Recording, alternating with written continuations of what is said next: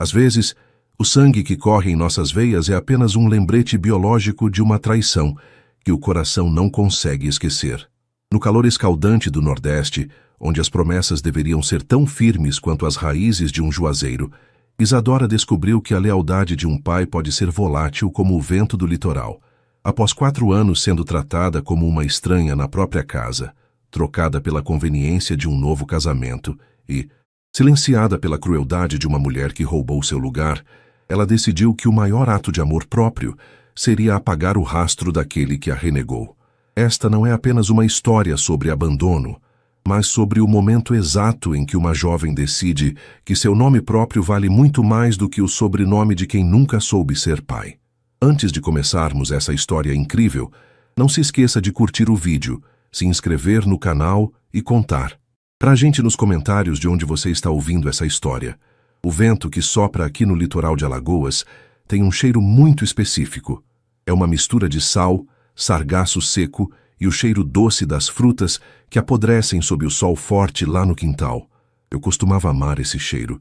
Ele significava casa, mas nos últimos 4 anos ele passou a representar o sufocamento. Sentada no degrau da varanda, eu sentia o suor escorrer pelas minhas costas, colando a blusa de algodão na pele, enquanto observava meu pai, Otávio, rindo de algo que Verônica dizia. Verônica chegou na nossa vida como uma brisa mansa e, em poucos meses, se tornou um furacão que arrancou tudo o que era meu do lugar. Minha mãe faleceu quando eu era pequena e durante muito tempo fomos apenas eu e ele. Éramos uma dupla imbatível nas manhãs de domingo, comendo cuscuz com ovo e dividindo uma garrafa de café enquanto o rádio de pilha tocava um forró antigo no fundo. Mas a solidão dele pesou, e eu entendi quando ele apresentou Verônica.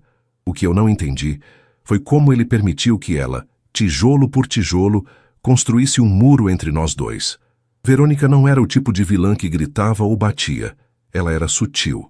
Ela usava um tom de voz doce para sugerir que o meu quarto, o maior da casa, e o que tinha a melhor ventilação para o calor de rachar do Nordeste, seria melhor aproveitado como um escritório de costura para ela.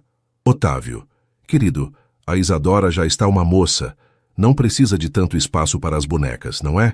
E eu preciso de um cantinho para gerar uma renda extra para a gente, ela disse certa noite, enquanto servia o jantar. Meu pai nem sequer olhou para mim. Ele apenas balançou a cabeça, mastigando a carne de sol, e disse: "É justo, Verônica. Isadora, amanhã a gente move suas coisas para o quartinho dos fundos." Aquele quartinho era abafado, mal batia a luz e o cheiro de mofo impregnava as paredes. Foi ali que eu comecei a me sentir uma visita indesejada na minha própria história. Os diálogos em casa se tornaram monólogos da Verônica. Ela falava sobre as contas, sobre como a vida estava cara, sobre como as minhas necessidades de adolescente eram fúteis. Cada vez que eu pedia um livro novo para a escola ou um sapato porque o meu já estava com a sola furada, ela soltava um suspiro longo, como se eu estivesse pedindo um tesouro escondido. Meu pai, que antes me chamava de minha princesa do Agreste, agora me olhava com uma irritação latente, como se a minha simples presença fosse um lembrete de um gasto que ele não queria ter. Eu me sentia pequena, insignificante, como um grão de areia que entra no olho e incomoda até ser expelido. O ponto de ruptura silencioso aconteceu no meu aniversário de 15 anos. Na nossa cultura, aqui no interior, essa é uma data que todo pai faz questão de celebrar, nem que seja com um bolinho e uma reunião de família. Ele me prometeu, durante meses, que faríamos um churrasco, que chamaria meus primos de Maceió e que a gente passaria o dia na praia. Eu contei os dias. Marquei no calendário com uma caneta vermelha. Na manhã do meu aniversário, acordei cedo, o coração batendo forte de expectativa, mas a casa estava silenciosa. Não havia cheiro de bolo, apenas o som do ventilador de teto girando preguiçosamente. Quando saí para a cozinha, encontrei um bilhete em cima da mesa de madeira. Isadora. Verônica não estava se sentindo bem com esse calor e decidimos ir para a serra, onde o clima é mais fresco. Tem dinheiro para uma pizza na gaveta da estante. Voltamos na segunda. Parabéns, seu pai. Eu li e reli aquelas palavras até que elas perdessem o sentido. O dinheiro na gaveta eram meros R$ 50. Não dava nem para o frete da pizza e um refrigerante direito. Naquele dia, eu não chorei. Eu senti algo secar dentro de mim, como a terra do sertão em época de seca severa. Eu percebi que, para Otávio, eu era um acessório de sua vida anterior que ele não sabia como descartar sem parecer um homem mau. Verônica, por outro lado, fazia questão de deixar claro que eu era uma intrusa. Ela trocou as cortinas que minha mãe tinha bordado por umas de plástico barato que ela achava modernas. Ela mudou o tempero da comida, carregando no cominho e tirando o coentro que eu tanto gostava. Quando eu tentava reclamar, ela fazia aquela cara de mártir. Ai, Otávio, eu tento agradar, mas essa menina parece que guarda um rancor no peito que não cabe nela. E meu pai, em vez de me defender, me dava sermões sobre gratidão. Gratidão pelo quê? Por morar num quarto que cheirava a umidade enquanto eles dormiam com ar-condicionado? Eu comecei a trabalhar escondida, ajudando uma vizinha, Dona Lindalva, a limpar peixe no mercado municipal. O cheiro de entranhas e escamas grudava nas minhas unhas, mas cada nota de R$ 10 que ela me dava era um passo para a minha liberdade. Eu escondia o dinheiro dentro de um fundo falso na minha mochila velha, enquanto Verônica desfilava com vestidos novos que meu pai comprava no cartão de crédito. Eu juntava centavo por centavo, alimentando um plano que ainda não tinha nome, mas que já tinha um objetivo claro. Eu nunca mais seria humilhada por quem deveria me amar. Os anos de ensino médio foram um borrão de cansaço. Eu estudava até de madrugada sob a luz fraca de uma luminária de pilha para não gastar a energia da casa e ouvir reclamações. Verônica passava por mim e dizia: "Para que tanto estudo, Isadora? Mulher aqui se arruma um bom marido e cuida da casa. Você devia era estar aprendendo a engomar as camisas do seu pai." Eu apenas apertava a caneta com força e continuava a ler. Eu sabia que a educação era a única saída daquele cativeiro emocional. A tensão na casa era palpável, como a eletricidade no ar antes de uma tempestade de verão. Meu pai já não me dava bom dia. Verônica reinava absoluta, controlando cada centavo e cada sorriso dele. Mas o que eles não sabiam é que eu estava contando os segundos para completar 18 anos. Eu não queria os bens deles. Eu não queria o amor forçado deles. Eu queria algo que eles me deram no nascimento, mas que eu não sentia mais que pertencia àquela linhagem de traição. Eu queria o meu nome de volta. Ou melhor, eu queria que o nome dele deixasse de fazer parte do meu. Na noite anterior à minha formatura do ensino médio, eu ouvi uma conversa atrás da porta do quarto deles. Ela vai fazer 18 logo, Otávio. Já passou da hora de seguir o caminho dela. A casa está ficando pequena para nós três, especialmente agora que eu quero transformar o quarto dos fundos em um ateliê de verdade. Verônica dizia com aquela voz de mel envenenado. Eu sei, Verônica. Vou conversar com ela. Ela já é maior. Pode muito bem ir morar com a tia em Aracaju. Meu pai concordou sem hesitar. Ele estava me expulsando, mas mal sabia ele que eu já tinha as malas prontas e um processo jurídico em andamento que mudaria tudo o que ele pensava saber sobre autoridade. O dia da minha formatura amanheceu com um mormaço que parecia pesar sobre os ombros, uma névoa de calor que subia do asfalto e fazia a paisagem tremer.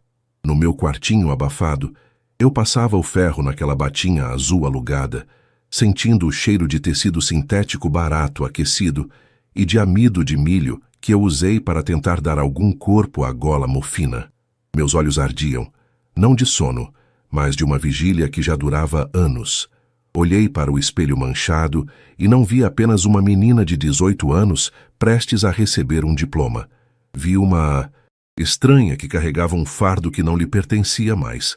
O sobrenome Cavalcante, herdado do meu pai, parecia uma marca de gado, algo que me vinculava a uma posse, mas nunca a um afeto. Na cozinha, o som das risadas de Verônica cortava o ar como uma faca bem amolada. Ela estava radiante, usando um vestido de linho novo que meu pai tinha comprado na semana anterior em um shopping de Maceió. Otávio, querido, veja se meu cabelo não está desgrenhado com essa umidade. Não quero aparecer feia nas fotos da Isadora. Afinal, O que o povo vai dizer se a madrasta parecer uma desleixada? Ela dizia, com aquela ironia que só eu conseguia detectar. Meu pai apenas murmurava concordâncias, ocupado demais engraxando os próprios sapatos. Nenhum dos dois me perguntou se eu precisava de algo, se eu estava nervosa por ser a oradora da turma ou se eu tinha dinheiro para o transporte. Até o ginásio. Eu saí de casa antes deles, caminhando sob o sol de meio-dia. Cada passo que eu dava no barro seco da nossa rua era um ensaio para a minha partida. Na minha mochila, além do discurso, estava uma pasta de couro desgastada que continha todos os documentos que eu vinha juntando com a ajuda de Dortra. Valéria, uma advogada que conheci através da vizinha Lindalva. Valéria era uma mulher de fibra, com o rosto marcado pelo sol e olhos que já tinham visto todo tipo de injustiça familiar. Ela aceitou meu caso por um preço simbólico, movida pela indignação de ver uma filha ser apagada da própria linhagem. O nome da gente é nossa primeira morada, Isadora. Se a casa está caindo, a gente constrói outra. Ela me disse na última consulta. A cerimônia foi um borrão de discursos genéricos e o som estridente da banda de música local, que tentava, sem muito sucesso, acertar o ritmo de uma marcha solene. Quando subi ao palco para falar, procurei meu pai na plateia. Ele estava na terceira fileira, mas seus olhos estavam fixos no celular. Verônica, ao lado dele, abanava-se com um leque de palha, com um sorriso de plástico pregado no rosto. No meu discurso, falei sobre resiliência, sobre como as raízes de uma árvore precisam ser fortes para aguentar a seca, mas não mencionei nomes. Eu falava de mim, da minha força solitária, enquanto sentia o peso daquela batinha pinicando o meu pescoço. Após a entrega dos diplomas, o caos de abraços e fotos tomou conta do ginásio. Aproximei-me deles, segurando o canudo de papel com força. Eu queria uma última chance, um lampejo de humanidade no olhar do meu pai. Pai, eu consegui. Sou a primeira da família a terminar com essa média, eu disse, tentando manter a voz firme apesar do nó que se formava na minha garganta. Ele me olhou por cima dos óculos, deu um tapinha desajeitado no meu ombro e soltou um "Parabéns, Isadora. Agora é arrumar um emprego para ajudar nas despesas, né?" Foi então que Verônica deu o bote. Ela se aproximou para o que deveria ser uma foto de família, mas no momento em que o fotógrafo se afastou, ela se inclinou no meu ouvido. O cheiro do perfume floral forte dela me deu náuseas. Não se ache. Tanto, menina. Esse diploma não muda o fato de que você é um estorvo. E quer saber da maior? Você nunca foi realmente filha dele, não de alma. O sangue pode ser o mesmo, mas o amor... esse ele guarda para quem ele escolheu de verdade. Você é só uma lembrança de um passado que ele quer esquecer. Ela sussurrou, as palavras gotejando um veneno que ela não se dava mais ao trabalho de esconder. Ela riu, uma risada curta e seca, e se virou para o meu pai. Otávio, vamos? Estou com uma dor de cabeça terrível por causa desse barulho de gente pobre. Aquelas palavras foram o último prego no caixão da nossa relação. Eu os vi caminhar em direção ao carro, meu pai abrindo a porta para ela como se ela fosse uma rainha, sem olhar para trás, para ver se eu tinha como voltar para casa. Eu fiquei ali, parada no meio do ginásio que agora cheirava a suor e pipoca velha, sentindo um frio glacial apesar dos 35 graus lá fora. A humilhação de Verônica não me feriu como ela esperava. Na verdade, ela me libertou. Se eu não era filha de alma, eu não precisava carregar o selo de um homem que permitia que sua cria fosse pisoteada daquela forma. Naquela mesma tarde, sem avisar ninguém, fui ao encontro de Dratar Valéria. O escritório dela ficava em uma sala pequena em cima de uma farmácia, onde o som do trânsito de Maceió invadia as janelas. Está decidida, Isadora? Ela perguntou, ajeitando os processos sobre a mesa de fórmica. Eu não hesitei. Quero retirar o nome dele. Quero o sobrenome da minha mãe. E só. Quero que no papel conste a verdade. Que eu me fiz sozinha. Valéria explicou que o processo por abandono afetivo e a dignidade da pessoa humana seriam nossos pilares. Eu assinei os documentos com uma caligrafia firme, sentindo como se cada letra removesse uma camada de poeira da minha identidade. O custo financeiro era alto para quem limpava peixe no mercado, mas o custo emocional de continuar sendo uma cavalcante era impagável.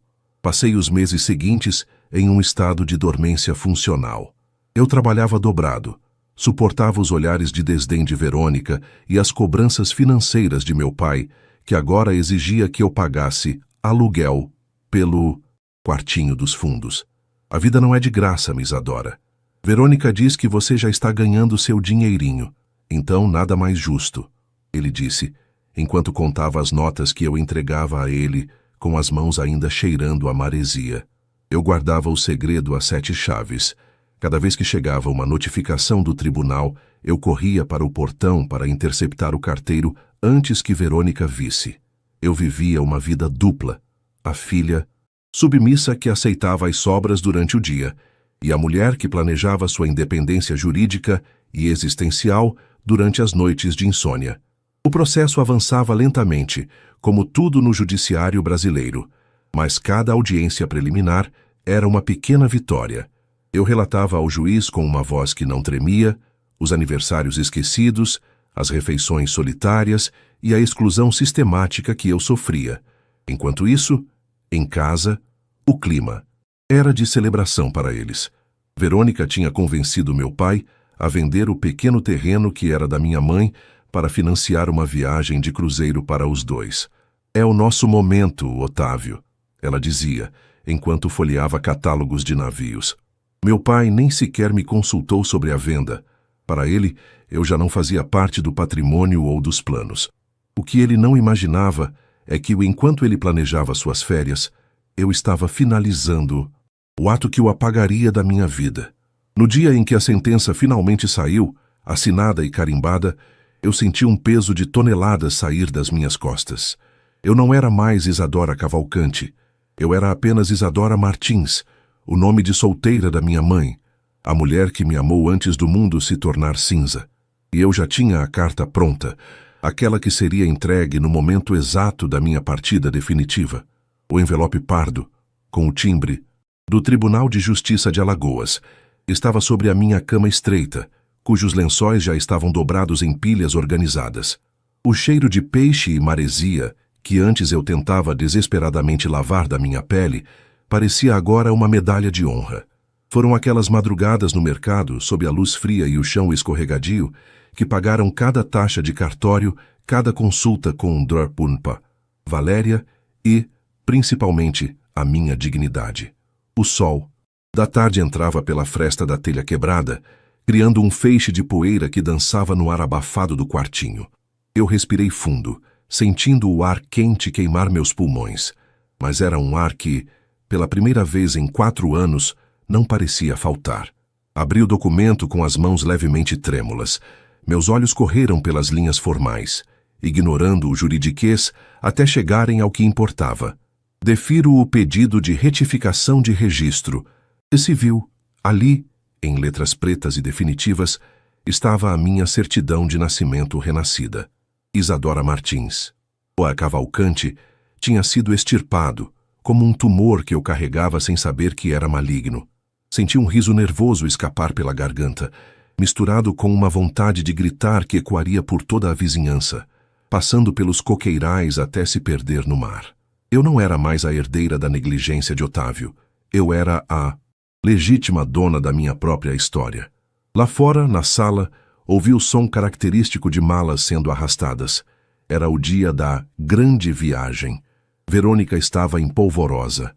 Otávio, não esqueça o protetor solar caro que eu comprei.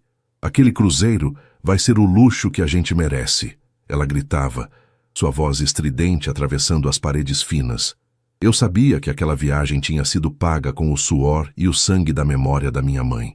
O terreno que meu pai vendera, o nosso refúgio onde mamãe plantava ervas medicinais e me ensinava o nome de cada pássaro, tinha se transformado em passagens de navio e roupas de linho para uma mulher que nunca soube o que era construir algo com amor.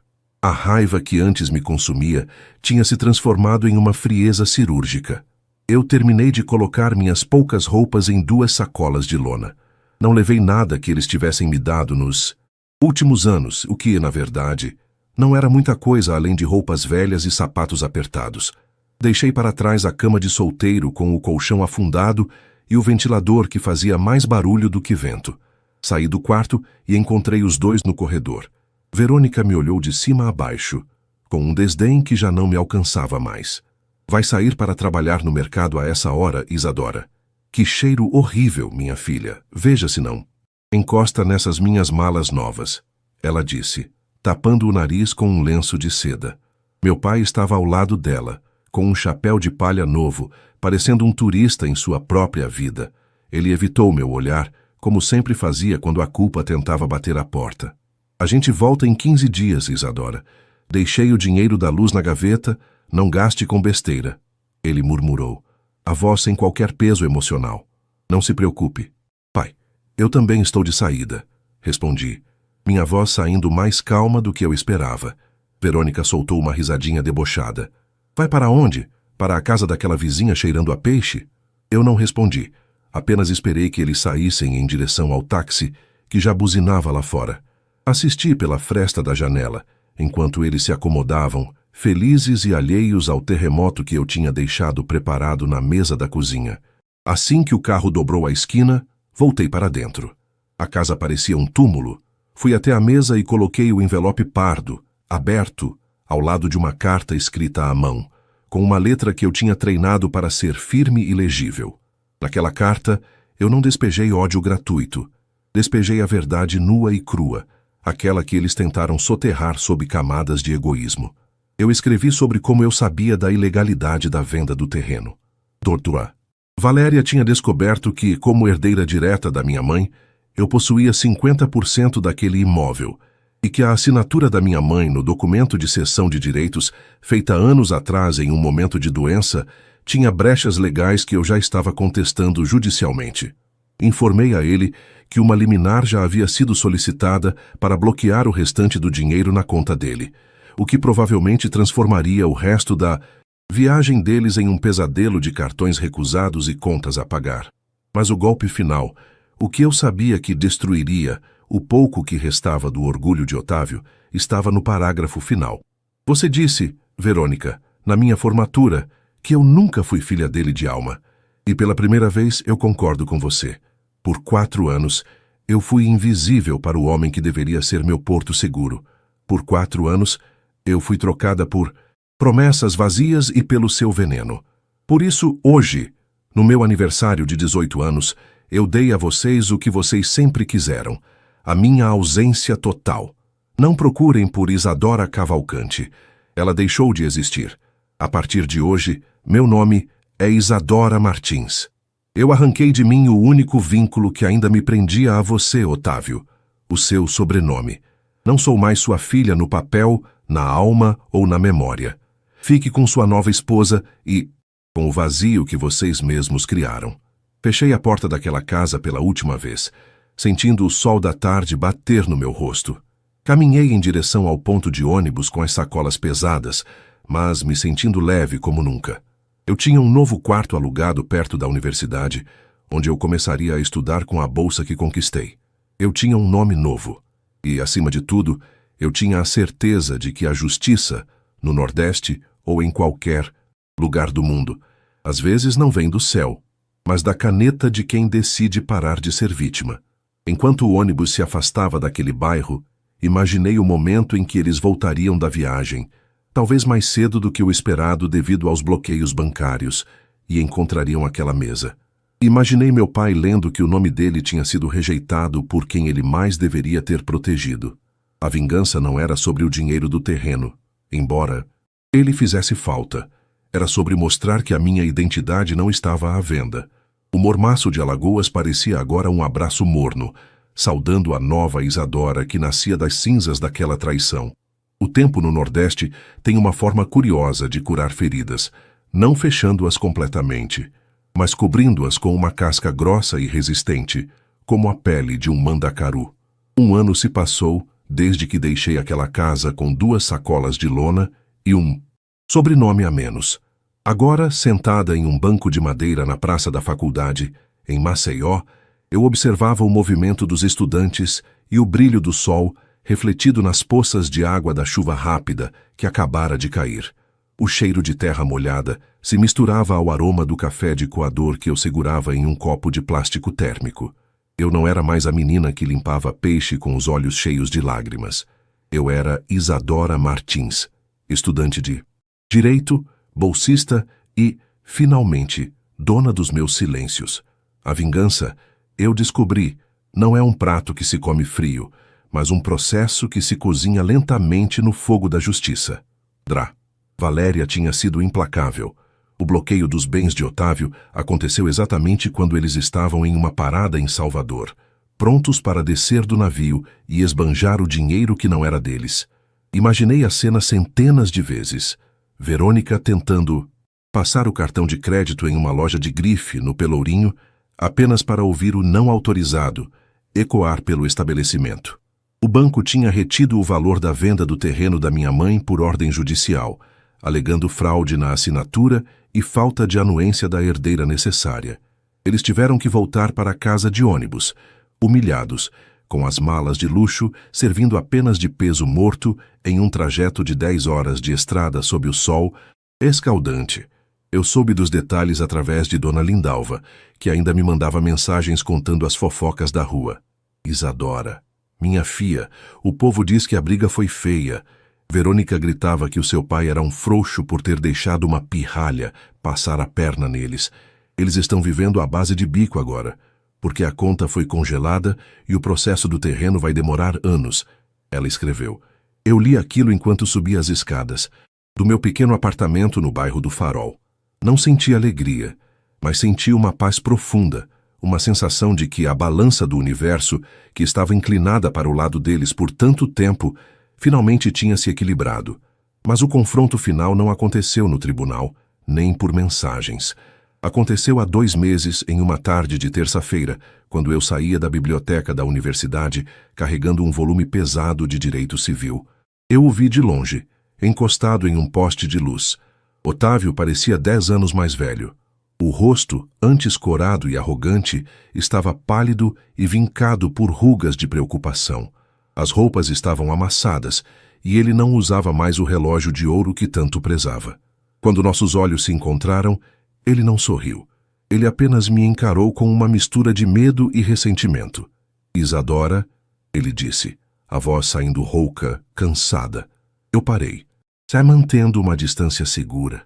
O vento soprava forte, balançando as folhas das palmeiras ao redor. O que você quer, Otávio? Respondi, usando o nome dele de forma seca, sem o peso da paternidade. Ele estremeceu. Como você pode fazer isso? Deixar seu próprio pai passar necessidade?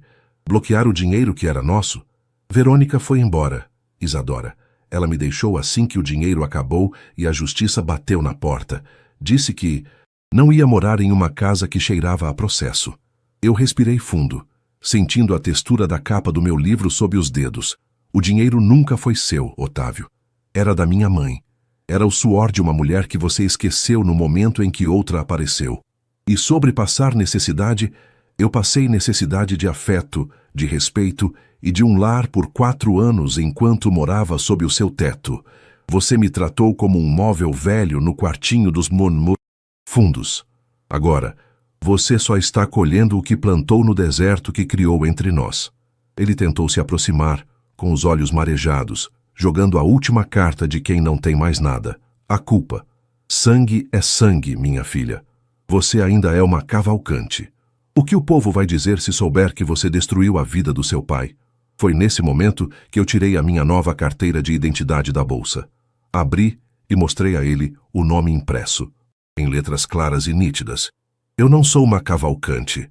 Esse nome morreu para mim no dia em que você me deu R$ 50 para uma pizza no meu aniversário e foi viajar com ela.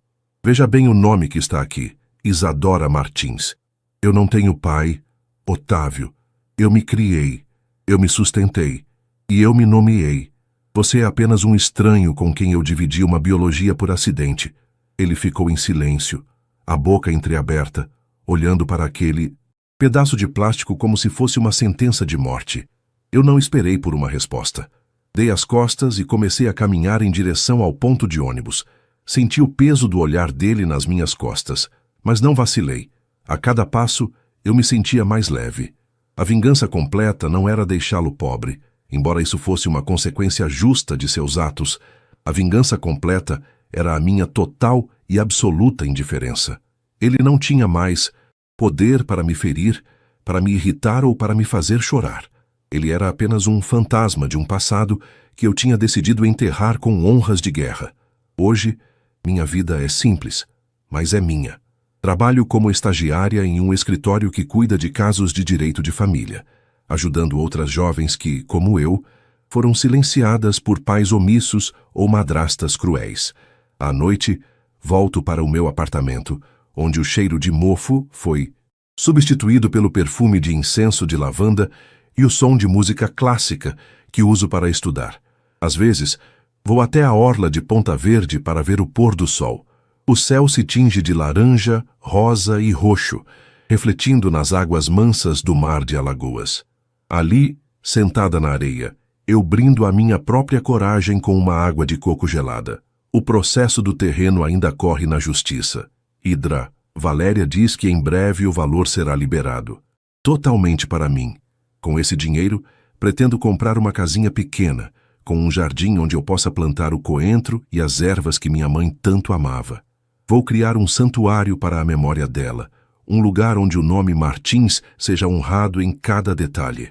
O sobrenome dele, esse ficou perdido em algum cartório empoeirado, um registro de alguém que desistiu de ser humano para ser apenas o reflexo do egoísmo de outrem. Olho para o horizonte e sorrio. O sol finalmente se põe, mas eu não tenho mais medo da escuridão. Eu aprendi a acender minha própria luz no meio da seca. Eu sou Isadora Martins. E esta é a história de como eu escolhi a mim mesma quando ninguém mais escolheu. A liberdade, no final das contas, é o melhor nome que alguém pode carregar. E o meu nome, agora, é sinônimo de vitória.